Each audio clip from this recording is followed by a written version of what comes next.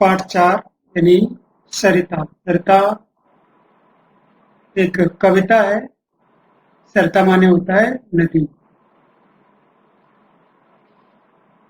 इसमें हम देखते हैं कि हमारे पाठ में प्रारंभ में चित्र बने हुए हैं। कवि जो है वो ऐसे माहौल में पहाड़ों से नदी को, छोटी सी नदी को निकलते हुए देखता है और एक कविता की रचना करता है, जिसे हम यहाँ पढ़ेंगे। यहाँ पर पहाड़ बने हुए हैं और एक छोटी सी नदी निकल करके बह रही है, और नदी से क्या क्या लाभ होता है और क्या काम करती है नदी, यहाँ पर ये बताया गया है। हम इसे पहले पढ़ेंगे।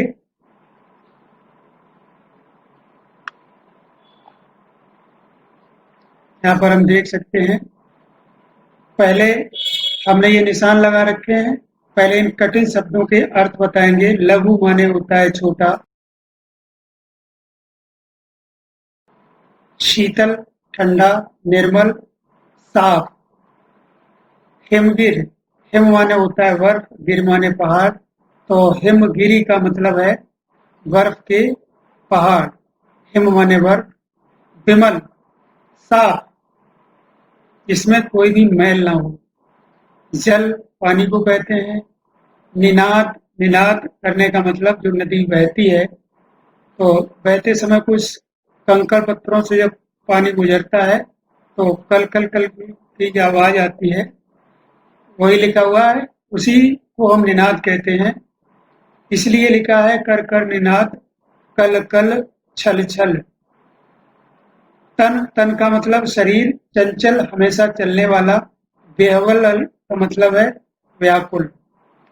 अब हम पहले इन चार, एक जो पद्यांश है हमारा, उसको हम पढ़ेंगे और उसका अर्थ भी देखेंगे। यह सभी हमारे साथ अपनी किताब निकाल करके इसको पढ़ना है आपको। हम जैसे पढ़ रहे हैं उसे ध्यान से देख के अपनी किताब में भी पढ़ना है। यह लघु सरिता का बहता जल। जहां जहां हम पढ़ रहे हैं वहां अपनी किताब में उंगली रख करके पढ़ते हुए जाएंगे। यह लघु सरिता का बहता जल, कितना शीतल कितना निर्मल। हिमगिर के हिम से निकल निकल, यह विमल दूध सा हिम का जल। कर कर निनाद, कल कल छल छल। तन का चंचल, मन का विह्वल। यह लघु सरिता का बहता जल। यानी कवि जो है नदी को देख करके अपनी कविता की रचना करता है। क्या कहता है? इस छोटी सी नदी का बहता हुआ जल कितना शीतल है, कितना निर्मल है, यानी कि साफ है। हिमगिर के हिम से निकल निकल, ये जो पहाड़ बने हुए हैं बर्फ के, इनके इनकी बर्फ से निकल निकल करके यह विमल दूध सा हिम का जल, यह जो जल है, पानी है, ये दूध जैसा साफ है। कर कर निनाद, कल कल छल छल। पानी जब पत्थरों से या जमीन पर गुजरता है तो आवाज करता है, जिसे गुंजार ध्वनि कहते हैं। तो उसी तरीके से ये आवाज कर रहा है। तन का चंचल, मन का बेहवल। तन का चंचल मतलब ये हमेशा चलता रहता है। मन का बेहवल, मन से व्याकुल है। यह लघु सरिता का बहता जल। तो इन लाइनों का, इस पद्यांश का अर्थ हमने ये बताया है, पढ़ करके भी बताया है। अब हम आगे देखते हैं। ऊंचे शिखरों से उतर उतर। शिखर माने होता है चोटी। यहाँ पर जो पहाड़ बने हुए हैं उनकी ये चोटियां हैं, इनसे उतर उतर करके। ऊंचे शिखरों से, ये ऊंचे शिखर हैं।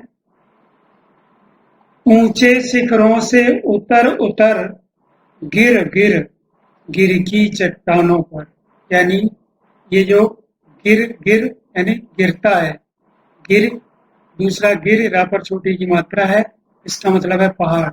चट्टान टुकड़ा, पहाड़ के बड़े बड़े पत्थरों के टुकड़ों को चट्टान कहते हैं। गिर गिर गिर की चट्टानों पर, ऊंचे शिखरों से जब पानी उतरता है नदी का, तो ये पहाड़ की चट्टानों पर गिरता है। कंकड़ कंकड़ पैदल चलकर, अब जब चट्टानों पर गिरता है तो कंकड़ भी होंगे, तो वहां से पैदल चल करके, यानी खुद चल करके, किसी वाहन से तो नहीं आता, खुद ही पैदल चल के आता है। कंकड़ कंकड़ पैदल चलकर, दिन भर रजनी भर जीवन भर। रजनी माने होता है रात, तो दिन भर चलता है, रात भर चलता है, और जीवन भर चलता है, यानी कि पानी हमेशा चलता ही रहता है, बहता रहता है नदी का, रुकता तो है नहीं। ऐसा नहीं रात में आराम कर ले, ऐसा नहीं है, दिन भर चलता है, रात भर चलता है, जीवन भर चलता है। धोता वसुधा का अंतस्थल, वसुधा माने पृथ्वी, अंतस्थल माने हृदय, ये निरंतर बहता हुआ पृथ्वी का अंतस्थल यानी कि हृदय धोता रहता है। यह लघु सरिता का बहता जल। आगे हम देखेंगे, हिम के पत्थर वे पिघल पिघल, हिम माने बर्फ, जो बर्फ के शिलाएं हैं, बर्फ की, बर्फ ज्यादा जम जाती है तो हिम के पत्थर कहलाती है। हिम के पत्थर वे पिघल पिघल बन गए धरा का वारि विमल। धरा माने पृथ्वी, वार माने पानी, विमल माने साफ। बर्फ के जो पहाड़ से थे, पत्थर थे, वो पिघल पिघल करके क्या बन गए हैं? पृथ्वी का साफ पानी बन गए हैं।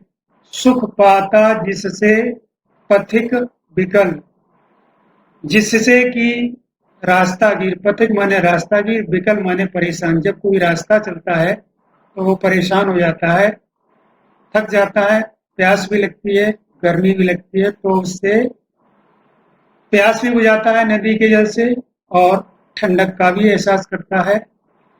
पी पी कर अंजलि भर मृदु जल, अंजलि माने होता है इस तरीके से उंजली, उससे भर के इस तरीके से पानी पीता है।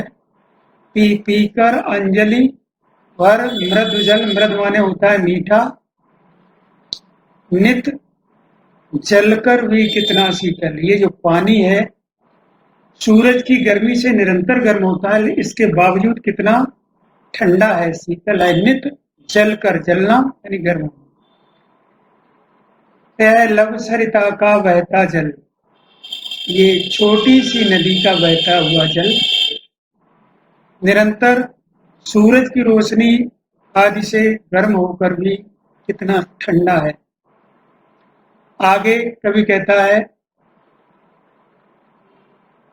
पृथ्वी के बारे में कहता है, जो हमारी धरती माँ है जिसको हम कहते हैं, कितना कोमल कितना वत्सल। कोमल माने होता है मुलायम, वत्सल माने होता है स्नेह करने वाला और प्यार करने वाला। माँ अपने बच्चे को बहुत प्रेम करती है, इसी तरीके से धरती भी हमें प्रेम करती है। कितना कोमल कितना वत्सल रे जननी का वह अंतस्थल, जो हमारी मातृभूमि यानी कि पृथ्वी है, धरा है, जो माँ कहते हैं, उसका हृदय कितना कोमल है और कितना प्रेम करने वाला है, स्नेहपूर्ण है। जिसका है शीतल करुणा जल, करुणा का मतलब होता है दूसरों का भला करने वाला, और करुणा जल का मतलब है दूसरों को फायदा पहुंचाने वाला जल।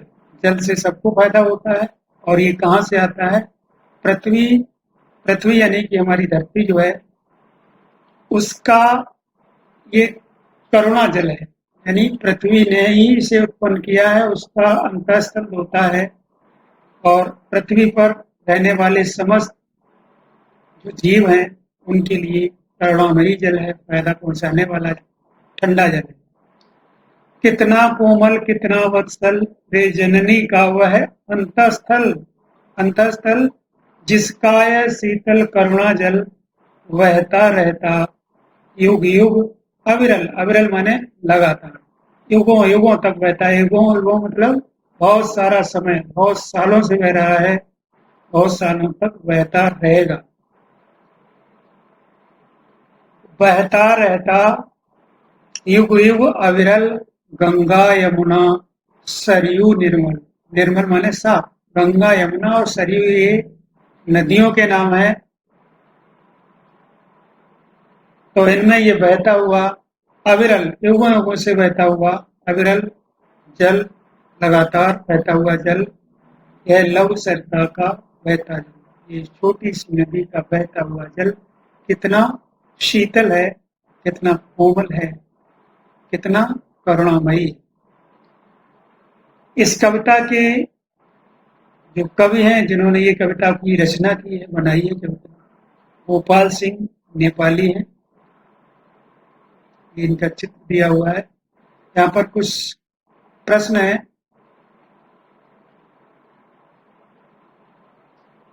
सरिता का जल कहाँ से आता है? सरिता का जल कहाँ से आता है? नदी का जल कहाँ से आता है? यानी नदी का जल यहाँ से लिखा हुआ है ऊंचे शिखरों से उतर उतर गिर गिर गिर की चट्टानों पर, यानी पहाड़ जो है उनके शिखरों से आता है, पहाड़ों से आता है सरिता का जल। क्या लिखेंगे इसके उत्तर में? सरिता का जल कहाँ से आता है, इसका उत्तर होगा सरिता का जल पहाड़ों से आता है, पर्वत शिखरों से आता है। सरिता का जल दिन रात बहते हुए कौन सा कार्य करता है? इसका उत्तर क्या है? सरिता का जल दिन रात बहते हुए सभी प्राणियों को, पथिक यानी रास्तागीर को, राहगीर को फायदा पहुंचाता है, सभी प्राणियों को फायदा पहुंचाता है। निरंतर यह हमारी धरती का हृदय धोता रहता है। तो यहाँ पर ये दो प्रश्न हमने देखे हैं। अगले दिन हम इसके आगे के प्रश्न करेंगे इस पाठ से संबंधित। सभी लोग इस कविता को याद करेंगे, इसके शब्द अर्थ भी याद करेंगे। एक बार हम इसे फिर से देख ले रहे हैं। लव माने छोटा, जो मीनिंग बताए थे वो लिखे हुए हैं। सरिता माने नदी, शीतल माने ठंडा, निर्मल माने साफ, और गिरि माने पहाड़,